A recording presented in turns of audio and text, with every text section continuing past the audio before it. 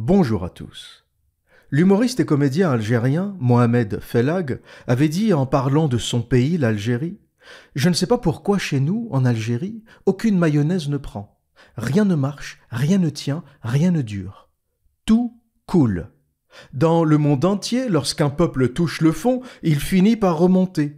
Nous, en Algérie, lorsqu'on arrive au fond, on creuse. » Fellag a prononcé cette phrase dans son spectacle Dur Jurassique Bled, un spectacle écrit et joué en 1998 un peu partout en France, spectacle dans lequel il critique avec beaucoup d'humour les problèmes de la société algérienne, une société qui, depuis l'indépendance du pays en 1962, n'a jamais réussi à trouver la voie d'un développement serein, tiraillé entre l'islamisme, la mafia militaire au pouvoir et les politiques corrompus. Mohamed Fellag avait quitté l'Algérie en raison du terrorisme islamique et de la décennie noire, de la guerre civile algérienne qui a baigné le pays dans le sang, la violence gratuite et la terreur pendant plus de 10 ans. Et il le dit lui-même, s'il n'avait pas quitté l'Algérie, il serait mort. Si vous n'aviez pas quitté votre pays, vous seriez mort aujourd'hui? Oui. Ah oui, oui, oui. Parce que menacé, très menacé par les islamistes? Très, très menacé, oui, oui. On était menacés, tous mes copains, les copines. J'ai perdu beaucoup d'amis, des poètes, des comédiens merveilleux, des artistes. Des artistes d'une très grande personnalité, d'une grande force humaine. Et ensuite, moi, je pense que c'est le fait que j'étais tout le temps en tournée, je partais, je revenais. Je ne sais pas il y a eu un miracle. Mais si j'étais resté, je crois qu'en plus, en 95, on est rentré dans l'œil du cyclone vraiment de la violence. Et 96, 97, 98, ça ont été les années les plus terrifiantes, les plus sauvages qu'on ait vécues. Et je crois que je serais passé, oui. Avant d'aller plus loin et d'entrer dans le vif du sujet, je vais prendre quelques minutes pour vous parler de Fellag parce que c'est un comédien qui vaut vraiment le détour. Je l'ai moi-même découvert dans un incroyable film québécois, Monsieur Lazare, une pépite, un ovni cinématographique qui avait même été nommé pour l'Oscar du meilleur film étranger en 2012. Un film qui parle d'un professeur d'école algérien immigré au Canada pour fuir le terrorisme islamique et la décennie noire, et qui se retrouve embarqué dans l'histoire tragique d'une école. Je ne vous en dis pas plus. D'une façon générale, c'est un film qui parle du deuil. Et la particularité de Mohamed Fellag, en plus d'être un excellent comédien, est que c'est un homme qui a continué à faire rire des millions d'Algériens pendant la guerre civile, pendant que les bombes artisanales du GIA, le groupe islamique armé, explosaient un peu partout dans les rues d'Alger, que des villages entiers se faisaient massacrer, égorger, Raïs, Bentala, pendant que des journalistes, des comédiens, des musiciens se faisaient abattre en pleine rue. Eh bien, les Algériens regardaient un spectacle de Fellag et riaient, comme une thérapie, un moyen d'oublier la tragédie islamique qui se déroulait sous leurs yeux. Et il ne faut pas l'oublier, rire est une défiance à l'islam, parce que l'islam ne tolère pas l'humour. Allah est un Dieu qui n'a pas d'humour. Allah est un Dieu de la mort, de la terreur, du châtiment de la tombe. Allah est un psychopathe sadique qui déclare dans la sourate des femmes, An-Nisa, verset 56, qu'il remplacera la peau du mécréant une fois qu'elle aura brûlé, afin qu'elle brûle de nouveau. Je vais vous lire ce passage de sourate An-Nisa, le verset 56, parce qu'il est symptomatique du sadisme d'Allah. Ça vous montre à quel point ce Dieu, sorti de la tête d'un bédouin du désert, est un psychopathe sadique, un malade. Et voilà ce que nous dit ce verset. « Certes, ceux qui ne croient pas à nos versets, le Coran, nous les brûlerons bientôt dans le feu. Chaque fois que leurs peaux auront été consumées, nous leur donnerons d'autres peaux en échange, afin qu'ils goûtent au châtiment. » Quel genre de Dieu est Allah? Quel genre de Dieu jouit autant de la torture des hommes? Allah est un Dieu bête et méchant, un Dieu qui n'a pas d'humour. Et vous imaginez ce que dit ce verset? Il dit qu'en enfer, une fois que ta peau aura brûlé, Allah remplacera ta peau, il t'en mettra une nouvelle pour que tu continues à brûler. Alors déjà, il y a un petit paradoxe, hein. L'âme n'a pas de peau. L'islam, c'est la seule religion qui traite l'âme comme un corps. On va changer la peau de ton âme, ça n'a aucun sens. Tout comme par exemple le paradis islamique où les hommes passent leur temps à baiser. Dans quel type de paradis on a une érection, on a du plaisir sexuel? Il n'y a qu'en islam que ça existe. Dans les autres religions, l'âme est immatérielle, ne connaît pas le plaisir sexuel, ne connaît pas les plaisirs de la chair. Mais l'islam traite l'âme comme un corps. Un corps dont on remplace la peau pour qu'elle continue de brûler. Allah est un dégénéré. Quel genre de Dieu jouit autant de la douleur des hommes? La réponse, un Dieu bête et méchant, un Dieu débile, un Dieu sans humour. Et en réalité, l'ami imaginaire sorti tout droit de l'esprit détraqué, l'esprit dérangé d'un bédouin du désert d'Arabie. Et ne l'oubliez jamais, l'islam n'a pas d'humour, l'islam n'aime pas l'humour. C'est une religion où on ne rigole pas. Et donc, rire est un acte militant. Le simple fait de rire est une défiance à l'islam. Et en étudiant les textes islamiques, j'ai eu la même réflexion que Mohamed Felagh. Avec l'islam, lorsqu'on pense avoir touché le fond, on creuse. Je pensais qu'après avoir découvert le mariage des petites filles en islam, l'esclavage, le viol des captifs, l'appel au meurtre des mécréants, des apostats, j'avais fait le tour de la question islamique. Je me suis dit, il est temps de baisser le rideau, ciao l'artiste, on passe à autre chose. Puis, j'entends parler de l'allaitement de l'adulte en islam et d'une sourate du Coran jamais révélée, ou plutôt révélée mais jamais publiée parce qu'elle aurait été mangée par une chèvre. Et là, je me suis dit, levez de rideau. Hors de question que je boucle le sujet islam sans parler de cette pépite. Les paroles d'Allah mangées par une chèvre, vous avez le droit de savoir. Le monde a le droit de savoir. L'allaitement de l'adulte et le verset du Coran, jamais publié parce qu'il a été mangé par une chèvre, est l'une des plus grosses dingueries islamiques que j'ai pu découvrir. Lorsque j'ai appris cette histoire, j'ai tellement ri, mais j'ai ri que j'ai dû me mettre en position latérale de sécurité sur un tapis de prière avec une photo de la Mecque que m'avait offert un collègue qui revenait justement du pèlerinage. Les paroles d'Allah mangées par une chèvre, starfoula, comme on dit dans la langue de Molière. Alors, j'espère qu'il te reste un peu de gazouze, un peu de limonade, des gâteaux de l'Aïd, des cornes de gazelle, parce que t'en auras besoin pour cet épisode. Installe-toi confortablement, enfile ta djellaba pour te ventiler les couilles. Pour les autres, mettez-vous à plat ventre, par mesure de sécurité. Comment cette histoire commence ?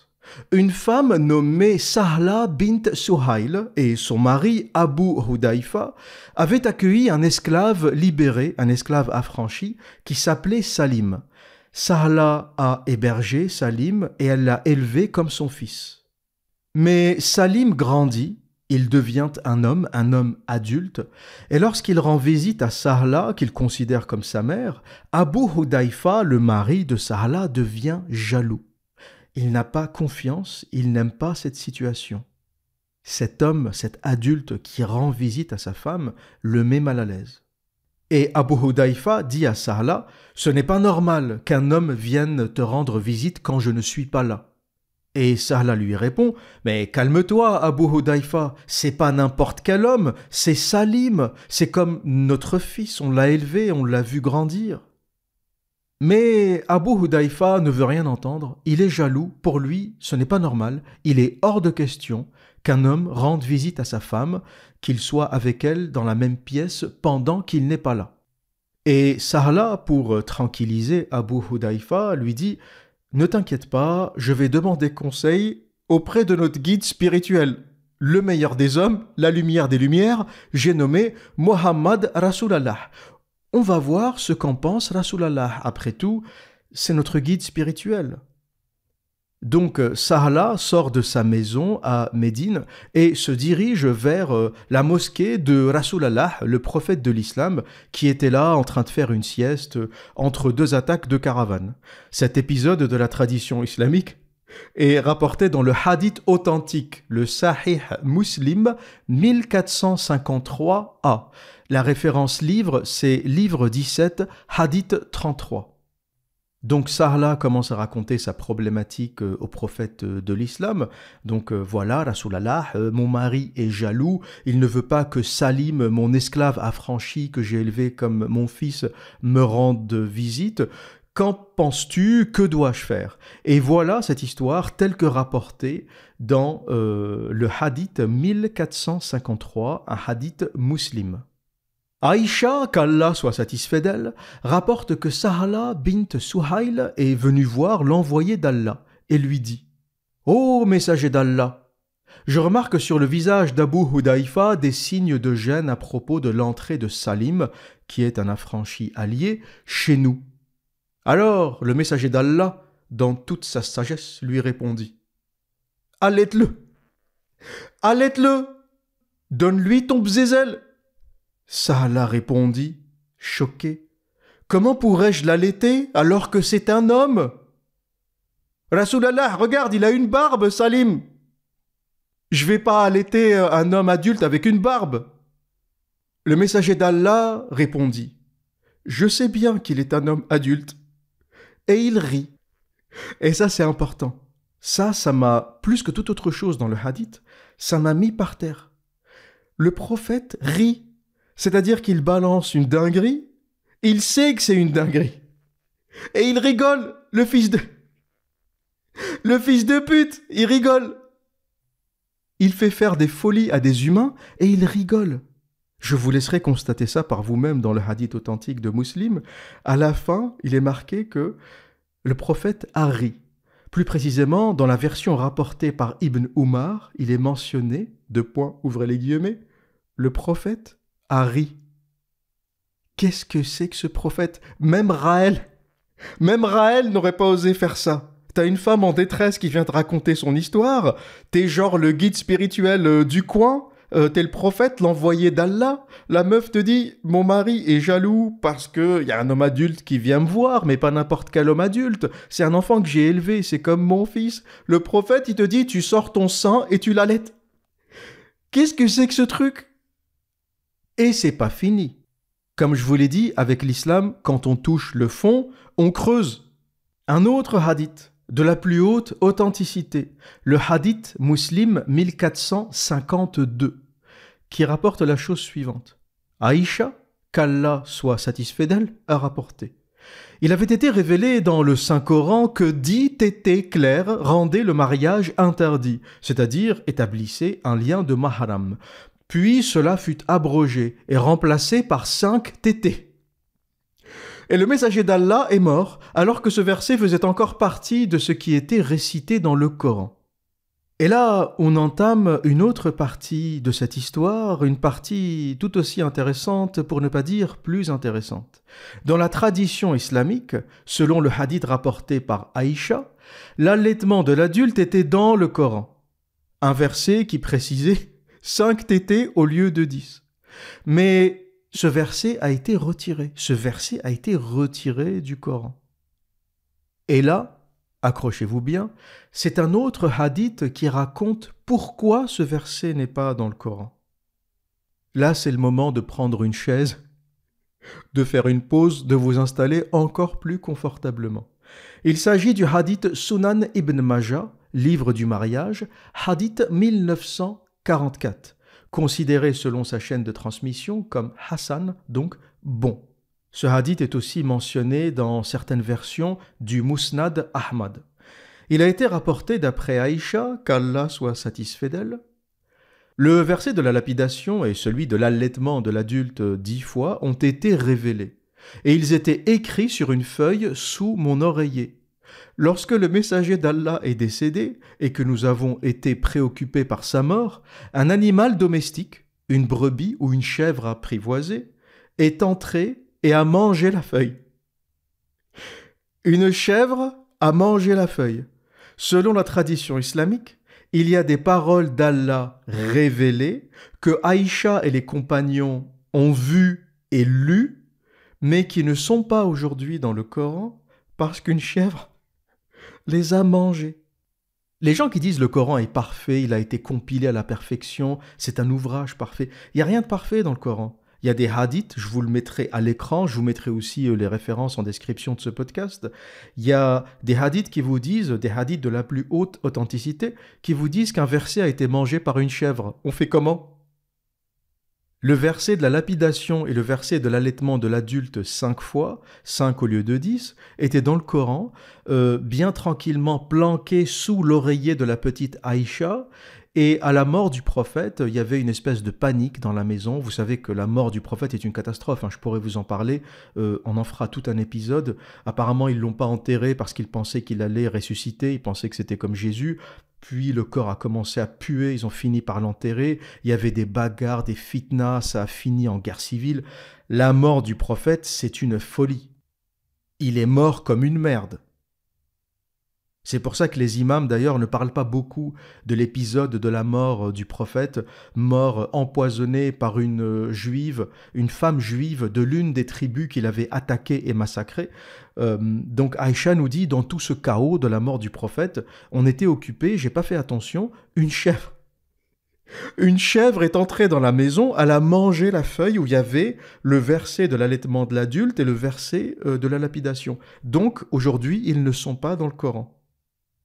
Et t'as des mecs qui viennent te dire le Coran est un miracle. De quel miracle tu me parles ? Une chèvre est plus forte qu'Allah. Une chèvre a bouffé la parole. Une chèvre a bouffé la parole révélée d'Allah. De quoi tu me parles ?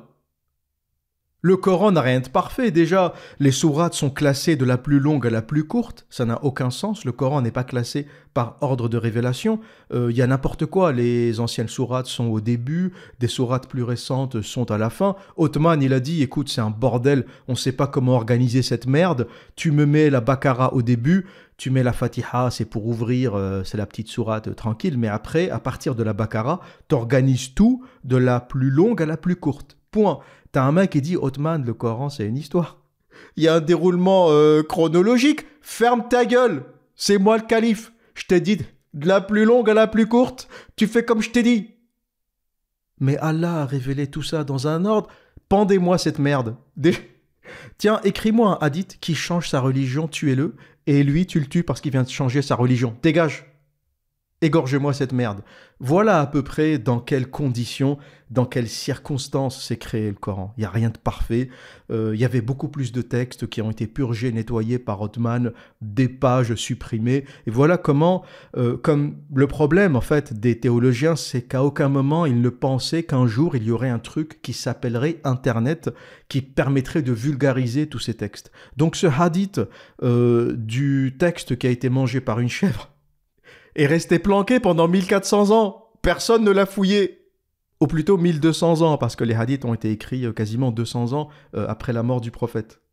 Donc tous ces textes, les imams, ils les ont planqués, c'est dans un livre à la mosquée que personne ne lit. Hein. La majorité, ou le dénominateur commun de tous les gens qui vont à la mosquée, c'est qu'ils ne lisent pas. Ou ils vont lire le Coran, comme ça, pendant le ramadan, ils vont lire quelques pages. Mais personne ne lit le Coran parce que c'est indigeste. C'est une merde indigeste. C'est répétitif, ça part dans tous les sens.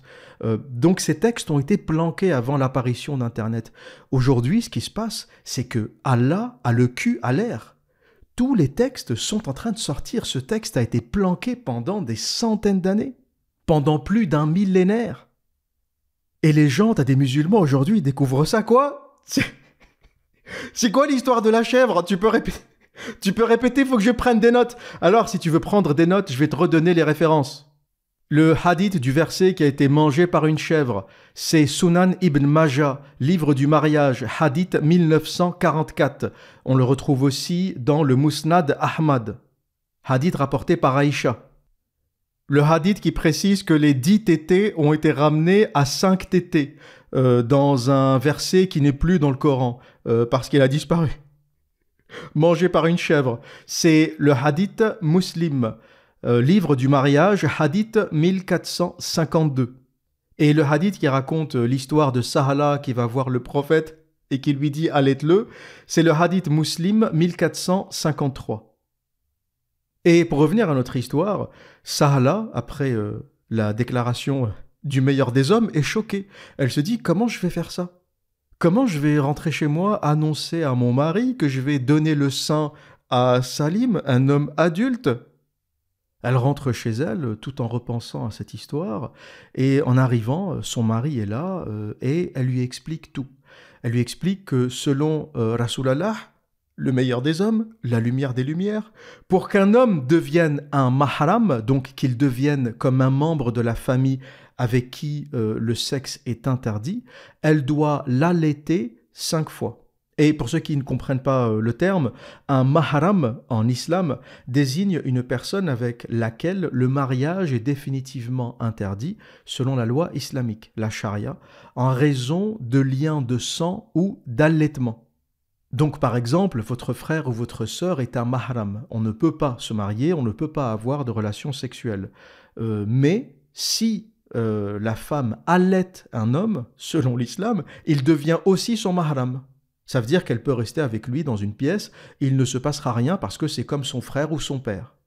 En gros, l'allaitement recrée le lien de sang, y compris l'allaitement de l'adulte.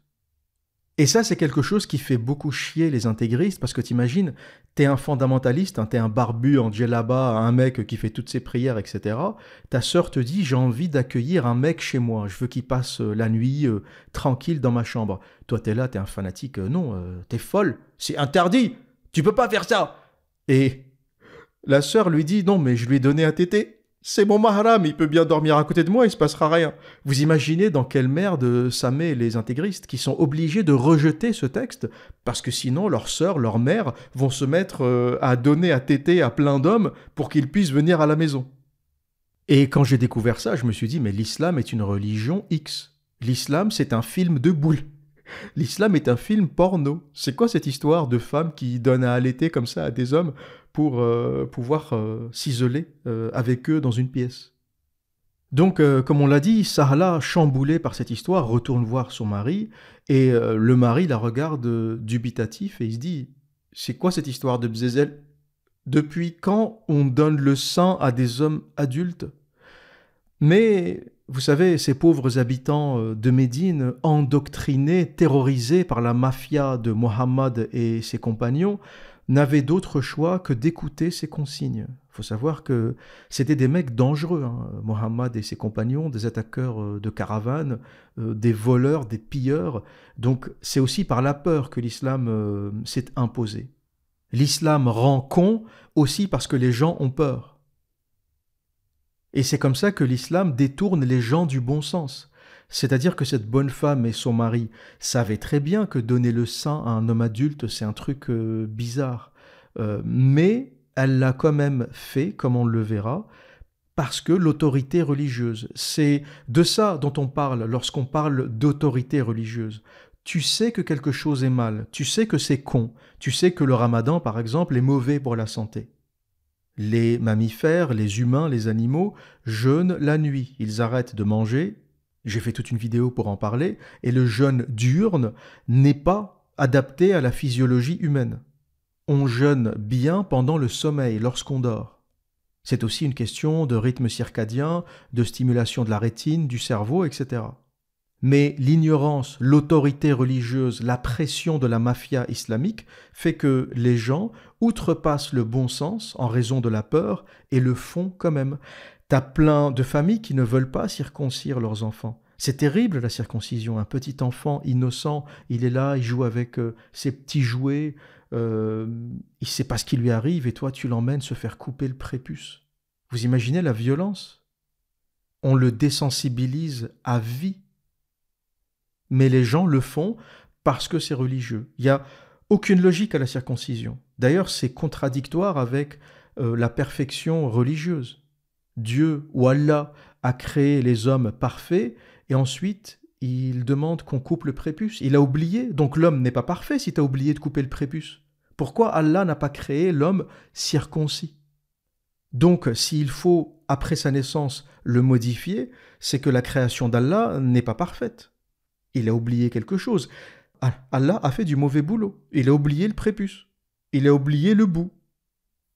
L'islam rend con. Et sur la question de la circoncision, le judaïsme aussi.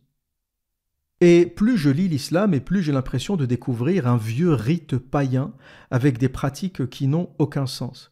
Et cette religion, comme je l'ai déjà expliqué par le passé, est une religion bâtarde, une espèce de mélange aléatoire entre judaïsme, christianisme et paganisme nabatéen du nord de la péninsule arabique.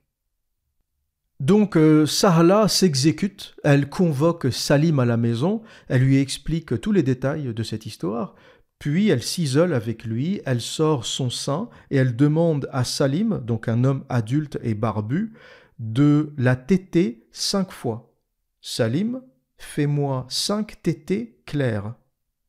Comme ça, tu deviendras un membre de ma famille avec lequel le sexe est interdit.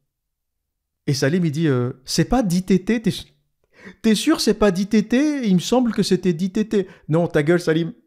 Le verset a été abrogé, hein, donc 5 tétés, c'est déjà pas mal. Hein. Tu t'es cru dans un film porno, quoi.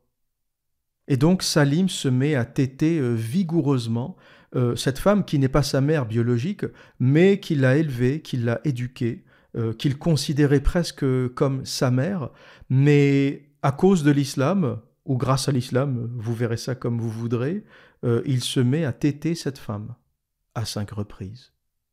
Selon le consensus majoritaire des écoles juridiques islamiques, le ijma, malékite, hanafite, shafiite, hanbalite, je vous mettrai la référence à l'écran, une femme peut établir un lien de maharam par l'allaitement, même si elle n'a jamais été enceinte ni mariée, si elle produit du lait, naturellement ou par stimulation, herbes, médicaments, succion. Et quand un enfant de moins de 2 ans est allaité 5 fois, il devient son fils de lait, avec toutes les conséquences juridiques du maharam. Interdiction de mariage, mixité permise, mais sans lien de filiation ou droit d'héritage. Vous savez que l'adoption est interdite en islam en raison de l'histoire de Zayd, dont j'avais parlé dans un autre épisode.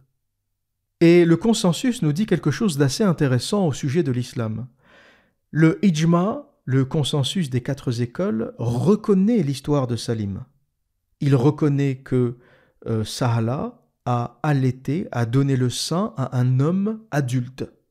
Mais le consensus ne veut pas en faire une règle. Il dit que ça ne s'applique que si l'enfant a moins de 2 ans. Et vous allez me dire, c'est étonnant l'observateur.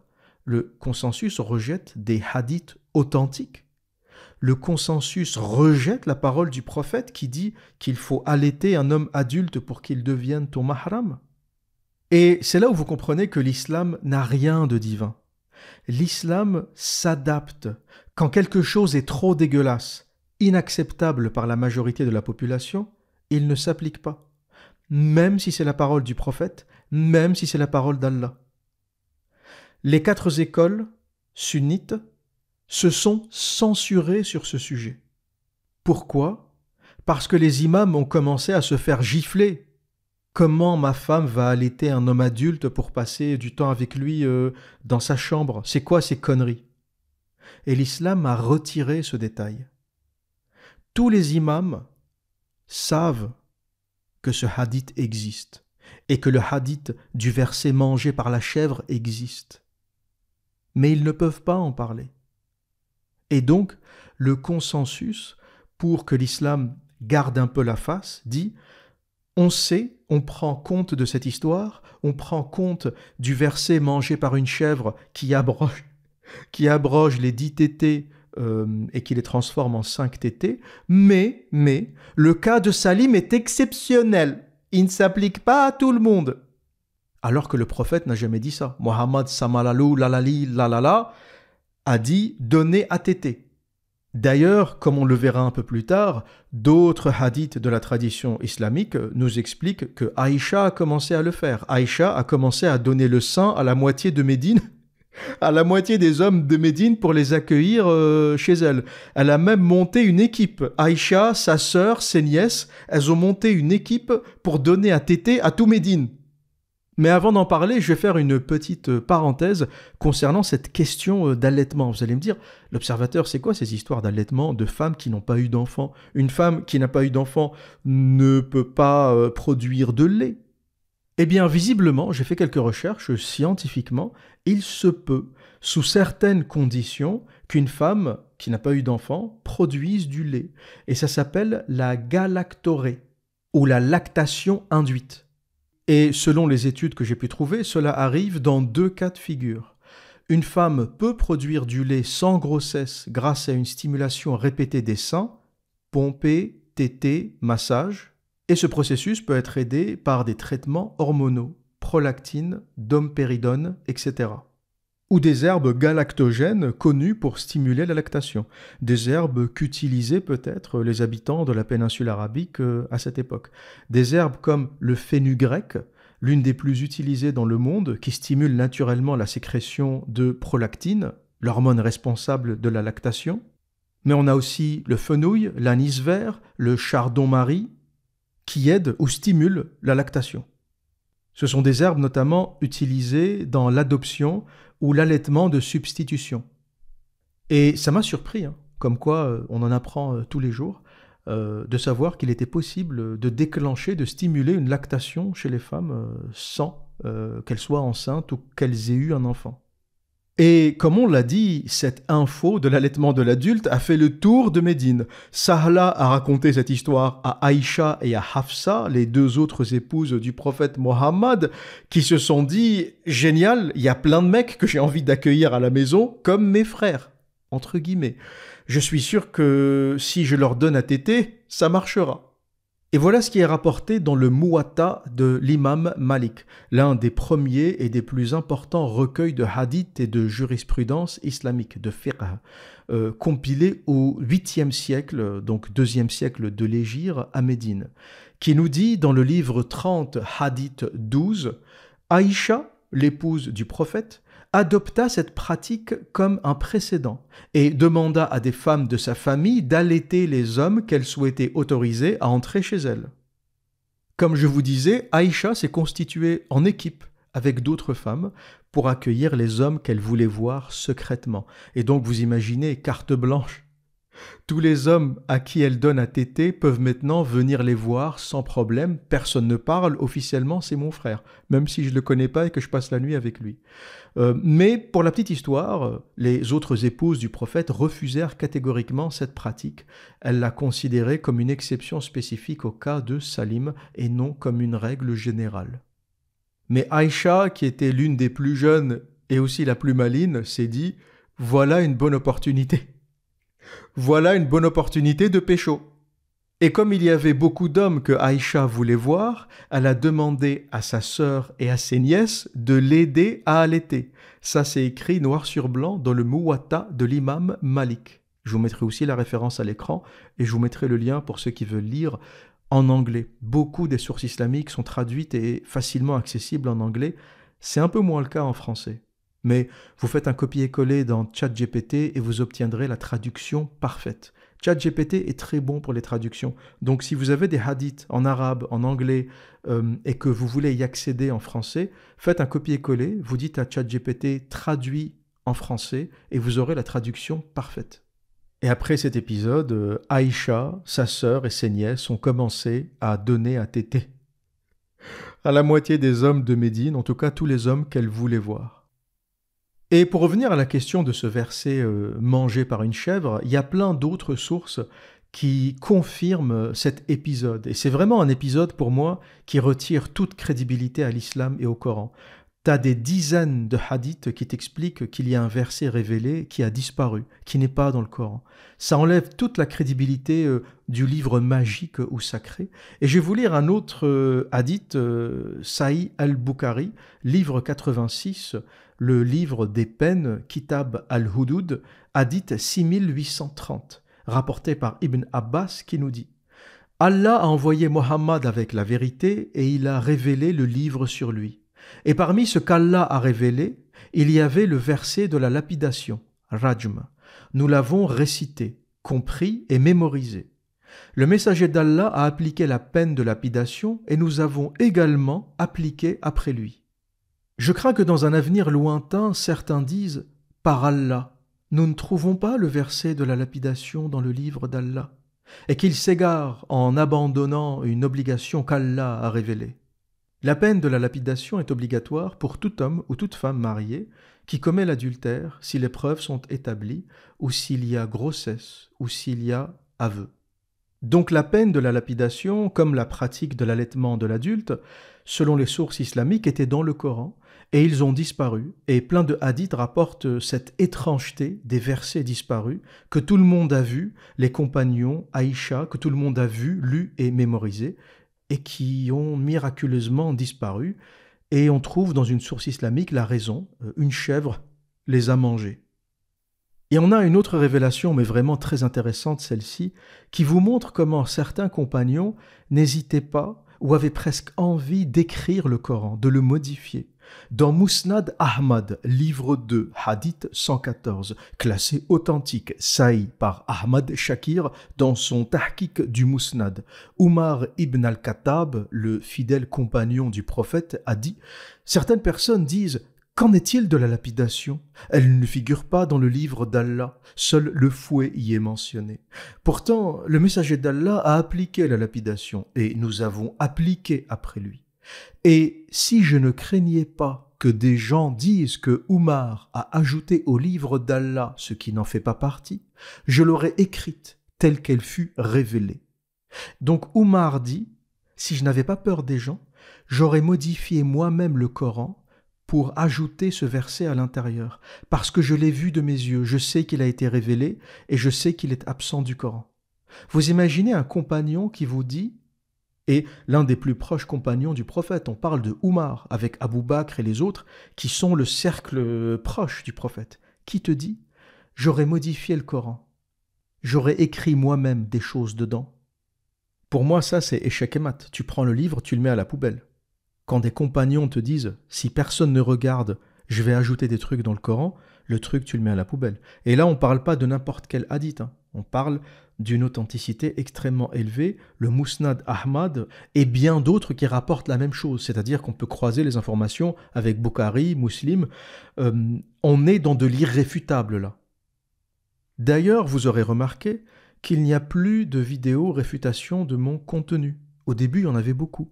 Mais plus personne ne veut en parler et ça s'est arrêté à peu près au moment où j'ai commencé à parler de l'islam historique, de l'impossibilité du site de la Mecque, de Patricia Crone. J'ai fait 3 épisodes sur la question de la création de l'islam, de son invention. Et sur ces épisodes, il n'y a eu aucune réfutation. Alors, peut-être que l'équipe des réfutateurs est en RTT, peut-être qu'ils sont juste fatigués, ou peut-être qu'il n'y a rien à réfuter, c'est-à-dire prouver historiquement que la Mecque a existé, ce n'est pas possible. Les écrits grecs, romains, latins ne parlent pas de la Mecque. Ce site, à part chez les Abbassides, à part dans les textes islamiques, n'existe pas. Médine existe historiquement, mais la Mecque n'existe pas. Et pour conclure, j'aimerais rappeler quelque chose d'important. Ce qu'on voit dans les textes islamiques, c'est pas juste de la théorie. Ça a des répercussions réelles. Ça détruit des vies, ça détruit des nations, ça détruit des civilisations entières. Il est important de rappeler que cette dinguerie islamique a eu des répercussions jusque dans les années 2000. Cette dinguerie islamique, à savoir l'allaitement de l'adulte, avec un fait divers que des théologiens ont essayé de camoufler très très vite. Les autorités islamiques sont terrorisées par l'idée que ces informations sortent et deviennent populaires. Et voilà ce que nous dit un article de Al Arabiya News. Ça nous permet un peu de comprendre les implications des textes islamiques dans la vie réelle. Un professeur égyptien qui avait provoqué un tollé en affirmant que les femmes devaient allaiter leurs collègues masculins pour pouvoir rester seuls avec eux, a présenté ses excuses lundi et a retiré sa fatwa, avis religieux islamique, après avoir été menacé de sanctions disciplinaires par l'université islamique d'Al-Azhar. Azzat Atiyah, c'est son nom, chef du département des hadiths, tradition prophétique, avait fait la une des médias arabes la semaine précédente après la publication de sa fatwa très controversée sur le site al-arabiya.net. Voilà ce que disait sa fatwa. Allaiter un homme adulte 5 fois rend licite pour une femme de s'isoler avec lui dans un lieu de travail fermé. Ainsi, la femme peut retirer son voile devant son collègue sans enfreindre les règles islamiques, avait déclaré Atiya à al-Arabiya.net. Atiya a fondé son avis religieux sur un incident survenu au début de l'islam, il y a plus de 14 siècles. Cet incident a eu lieu immédiatement après l'interdiction de l'adoption par l'islam, lorsque le prophète Mohammed avait ordonné à une femme d'allaiter son fils. Alors l'article dit son fils adoptif, mais c'est faux, c'est son esclave affranchi, pour qu'elle puisse le recevoir chez elle comme son propre fils.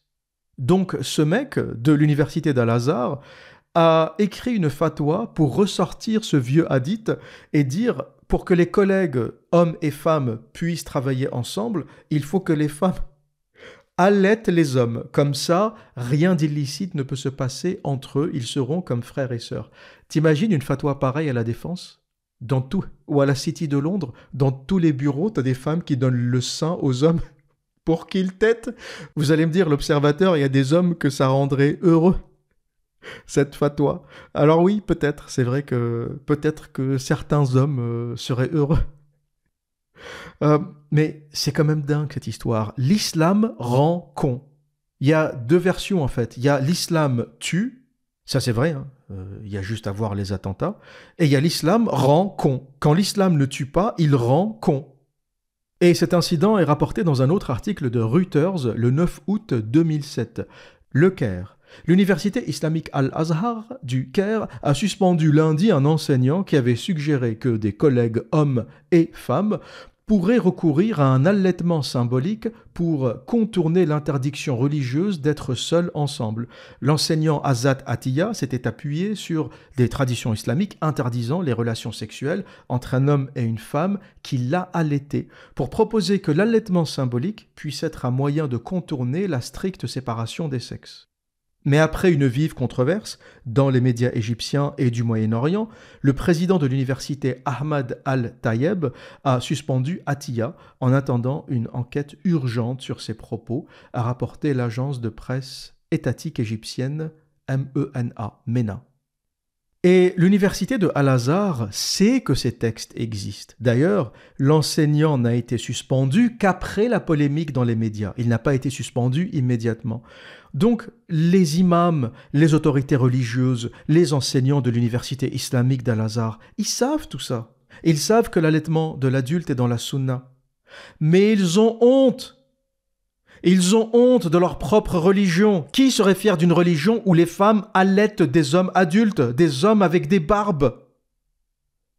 Qui serait fier d'une religion où on te dit les collègues de travail femmes doivent allaiter les hommes pour pouvoir travailler dans le même espace ? Qui serait fier d'une religion pareille ? Tu m'étonnes qu'ils aient honte.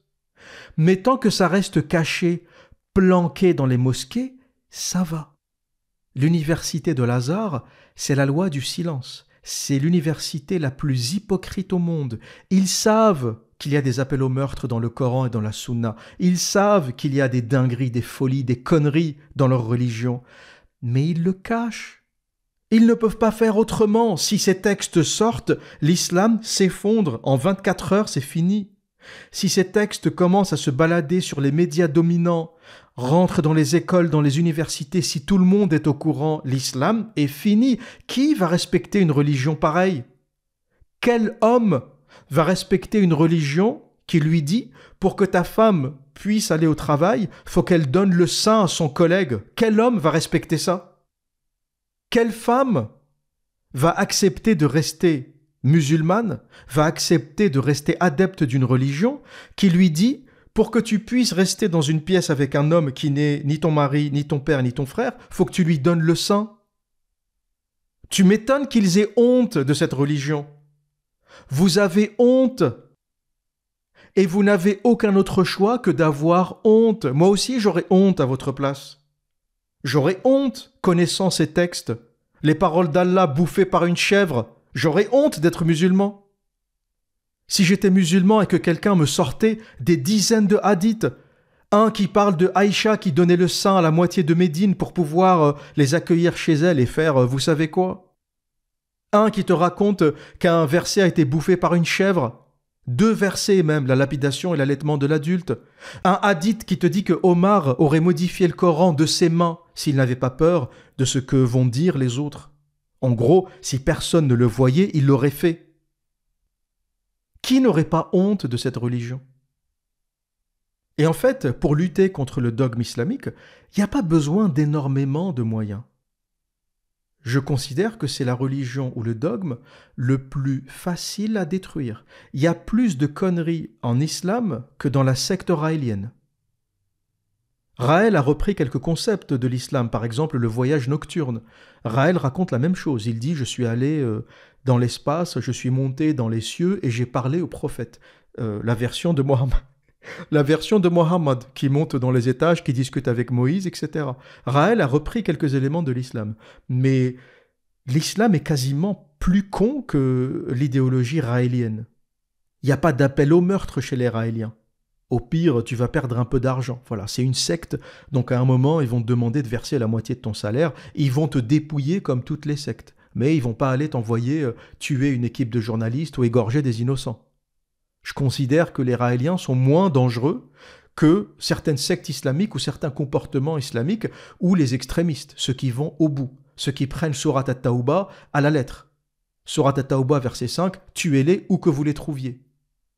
T'as des terroristes, ils sont jetés dans la foule, ils sont allés se faire exploser, ils sont allés tuer des innocents juste à cause de cette sourate. Tuez-les où que vous les trouviez. At-Tawbah, verset 5. Et en réalité, parler des textes islamiques suffit à détruire l'islam. C'est tellement absurde que juste lire ce que j'ai fait là, c'est même pas moquer l'islam. J'ai lu les textes. Quand je vous ai dit qu'une chèvre a bouffé les paroles d'Allah, je me moquais pas, je lisais un hadith de Muslim, un hadith de la plus haute authenticité. T'ouvres les hadiths, tu lis et tu rigoles. Des barres de rire. Et pour en finir avec l'islam, vous n'avez rien d'autre à faire. Ni violence, ni manifestation, ni militantisme. Rien. Vous parlez juste des textes islamiques. Vous ouvrez un micro et vous parlez des textes islamiques. L'islam s'effondrera par Internet. L'islam est né par l'épée. L'islam s'est propagé par l'épée, par la violence et dans le sang. Mais l'islam ne mourra pas dans la violence. L'islam mourra par Internet. L'islam mourra par des gens qui ouvrent un micro et qui parlent, et qui lisent les textes. Voilà, tu ouvres une chaîne YouTube et tu lis les hadiths du matin au soir. Attends quelques années, l'islam s'effondre. Cette religion ne survivra pas. Aujourd'hui, il y a un truc qui s'est rompu, qui s'est brisé grâce à Internet, il y a un silence qui s'est cassé, il y a des textes cachés qui ne peuvent plus être cachés grâce à Internet, et il n'y a plus de marche arrière. On va assister à l'un des effondrements religieux les plus spectaculaires de l'histoire. Rien à voir avec l'effondrement du christianisme, rien à voir. Christianisme qui ne s'est jamais totalement effondré. Ça reste la première religion au monde, mais pratiquée d'une autre façon, séparée de l'autorité politique. On a séparé la politique et la religion, on a séparé l'État et la religion. C'est comme ça qu'on a réussi à continuer à vivre normalement. Mais l'effondrement de l'islam sera spectaculaire. C'est du jamais vu, c'est un gag. Quand je lis les évangiles ou la Bible, il n'y a pas grand-chose qui me fait rire. Il y a des conneries, il y a de l'atrocité, il y a de l'esclavage, il y a de la violence. Les mêmes conneries qu'en islam. Mais il n'y a rien qui me fait rire. En islam, je rigole. T'imagines s'il y avait une partie de la Bible bouffée par une... T'imagines si dans la tradition chrétienne, une partie de la Bible avait été bouffée par une chèvre? Et pour conclure ce podcast, mes amis, on va finir comme on a commencé, avec une citation de Mohamed Fellag, une citation extraite de L'allumeur de rêves berbère, un roman qui se déroule pendant la décennie noire en Algérie. Et voilà ce que nous dit Fellag avec beaucoup d'humour, mais aussi beaucoup de sérieux. Aziz n'a pas eu de relation sexuelle depuis sa première masturbation. Il découvre pour la première fois qu'il peut, lui aussi, remonter au 7e siècle sans devoir inventer une machine à remonter le temps. Et voilà ce qu'est l'islam, mes amis, et je pense que c'est une très bonne conclusion. L'islam est un voyage dans le temps vers la barbarie, l'ignorance et l'absurdité du 7e siècle du désert d'Arabie, mais sans machine à remonter le temps. Voilà ce que j'avais à dire pour aujourd'hui. Et que dire d'autre? Eh bien, comme à mon habitude, prenez soin de vous et à très bientôt.